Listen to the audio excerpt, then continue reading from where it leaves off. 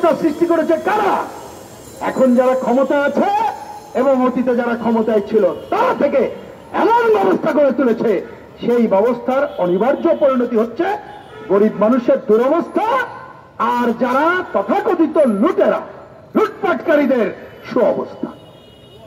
আমি গত পরশুদিন খুলনাতে বাম জোটের একটা পদযাত্রায় অংশ নেওয়ার জন্য জরুরিভাবে খুলনা খালিশপুরে গেলাম। আপনার নাম শুনেছেন, একসময় বিশাল পাট এলাকা। এইখানে একজন পাট শ্রমিক আসলেন, এসে আমার সাথে কথা বলে বলছেন যে ভাই আপনি আসছেন শুনে আমি আসছিলাম, তা আমি মিছিলে থাকতে পারবো না, আমার মেয়েটাকে রেখে গেলাম, আমার চলে যেতে হচ্ছে। আমি প্রথমে বুঝতে পারলাম না, দেখি একটা বাচ্চা মেয়ে। তাই বললাম মেয়ে মানে? ও ক্লাস 8-এ পড়ে, ও আজকে থাকবে। তখন আমি বুঝলাম না, বললাম বিষয়টা কি? বলে যে আপনার সাথে মিছিলে থাকবে, আমি থাকতে পারছি না। আমি একটু চমকে গেলাম, এ ধরনের খবর তো এরকম শুনি না। আমি যে বিষয়টা কি? তা বলে যে ভাই আমি তাকে চিনি, ফোরম্যানের চাকরি করতেন। বলে যে এরপরে আমি একটা হকারি করতাম এইখানে, আমাকে উচ্ছেদ করে দিতে। এখন আমি দৌলতপুরে যে একটু কাঁচামালের ব্যবসা করি, ওইটা না বেচতে পারলে ঠিক মতো আমি ভালো করে খাবার দাবার কিনতে পারবো না। তা আপনি আসছেন, মেয়েটাকে নিয়ে আসছে, ও মিছিলে থাকবে।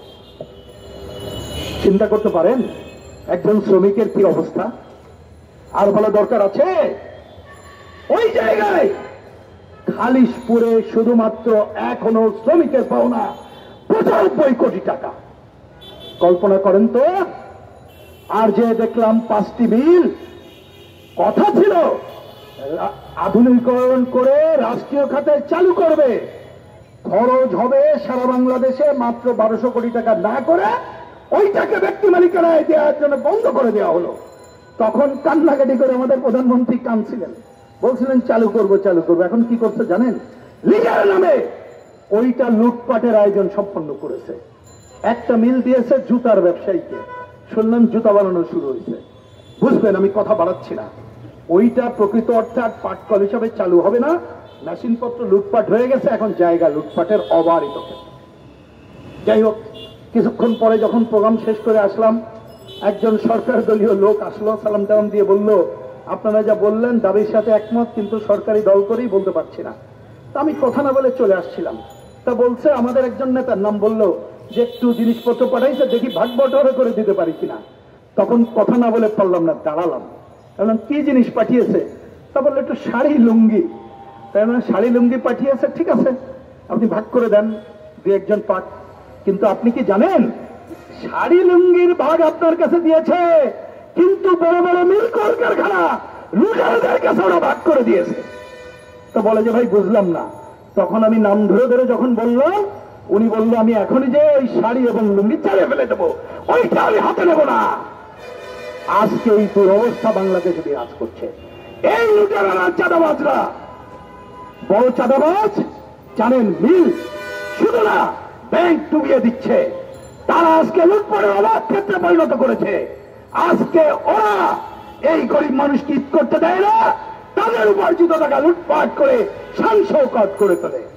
তারপরও গরিব মানুষের আমরা দাবি করি, এই গরিব মানুষ অল্পতে সন্তুষ্ট থাকে, বেতন পৌঁছে দেন। আমরা বাম জোটের পক্ষ থেকে এখানে ঘোষণা দিতে চাই, যারা ঠিক মতো বেতন পৌঁছে দেবেন না আমাদেরকে জানাবেন, আমাদের কন্ট্রোল রুমে জানাবেন, আমরা চেষ্টা করব আপনাদের দাবি আদায় করার জন্য। বোনাস না দিলে তার বিরুদ্ধে বিক্ষুব্ধ হব।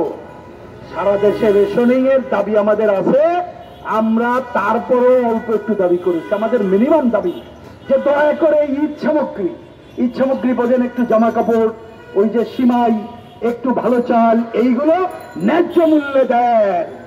আমার কথা বাড়াতে চাই না। আজকে সকালে আমি কাছাকাছি থাকি, একটু বাজারে আসছিলাম, একটা বাচ্চা ছেলে কলা বিক্রি করে, তাকে আমি 20 বছর ধরে চিনি। একসময় বাচ্চা ছেলে, এখন বড় হয়ে গেছে, বোঝেন। তা আমি তার ওইখানে দাঁড়ায় বললাম কিরে কলা টলা কেমন বিক্রি হচ্ছে? তা বলে যে স্যার বলা শিখে গেছে এখন। না স্যার, রোজার মাসে কলা বিক্রি ভালো না। আমি ঈদের খবর টবর কি? স্যার বলেন না, বিক্রি খারাপ, কিন্তু চাঁদা ঠিক মতো দিতে হয়, চাঁদার পরিমাণ বেড়ে গেছে। তা আমি বলি ঈদের খবর কি? আবার যখন জিজ্ঞেস করলাম, এবার বাড়ি আর যাইতে পারবো না, ভাড়ার যা অবস্থা, আর আমার বিক্রি টিক্রি নাই, দেনা হয়ে আছে। তাহলে এই হচ্ছে গরিব মানুষের দুরবস্থা। অতএব যারা এই গরিব মানুষের দুরবস্থা মোচন করতে পারে না, তাদের ক্ষমতায় থাকার অধিকার নাই। সুতরাং আসেন, আমরা আমাদের শ্রমিক দাবি আদায়ের জন্য যেমন রাজপথে লড়াই করছি, একই সাথে এই যারা দুঃশাসন কায়েম করেছে এই সরকারকে উচ্ছেদ এবং ব্যবস্থা বদল করে বিকল্প শক্তিকে ক্ষমতায় বসানোর লড়াইকে এগিয়ে নিই, সেই আহ্বান জানিয়ে আজকে